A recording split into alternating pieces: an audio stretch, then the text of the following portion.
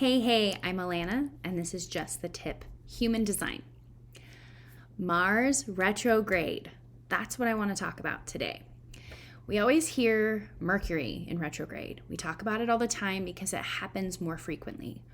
Mars goes in this retrograde apparent motion roughly every 2 years. So we don't hear about it and feel it quite as often as Mercury. Now, these are very different energies. Mercury tends to impact our communication, our technology, and our transportation. Mars really helps us to look more in the direction of our career and our work in the world. And I have to say, I really love this retrograde. I really love them all because they help you pause.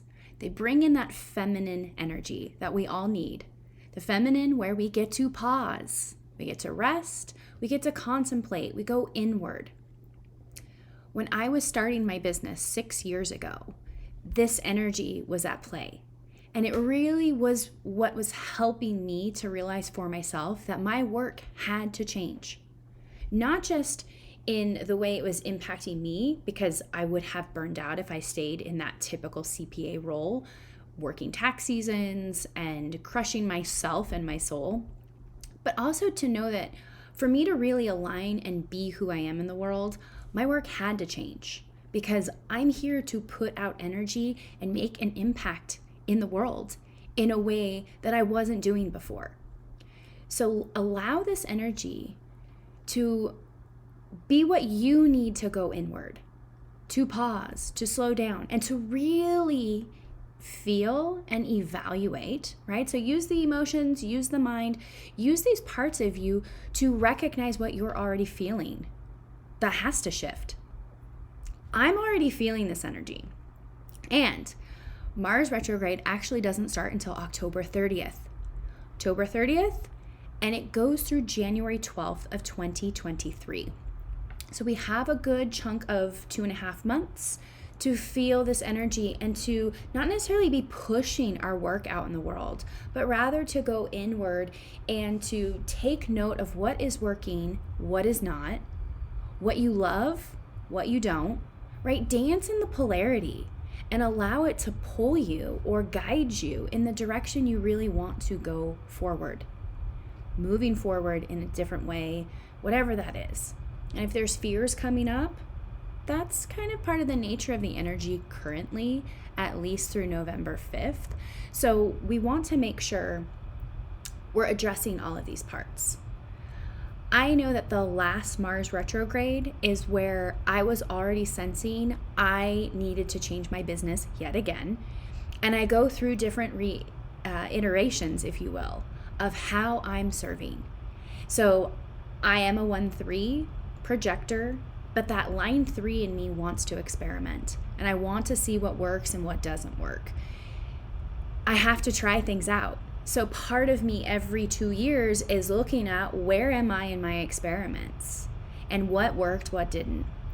And I went fully into the healing arts, and it has been amazing, right? It was really, now I can see that part of my purpose is within the gate 16, and the way the genekeys looks at that, I'm here to be the bridge, right? From the left to the right brain world aspects. And if you think of, and that's my interpretation, but ultimately me being in the financial industry, having come from the left brain world, very much strategy with money and focus and laws and all of those pieces, to completely go in the opposite direction where I'm talking energy and spirituality around money. It's like being the Da Vinci of both worlds, where science meets religion, right? Where left and right comes together. That's part of my purpose. I know things are shifting again. I'm already feeling it, even though we're a couple weeks away from the retrograde actually starting. You may be feeling some of the shift. So maybe that means you already have a business and you're going to be evaluating where you are with that.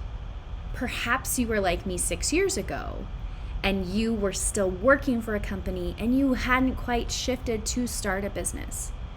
So how does your work want to come through you?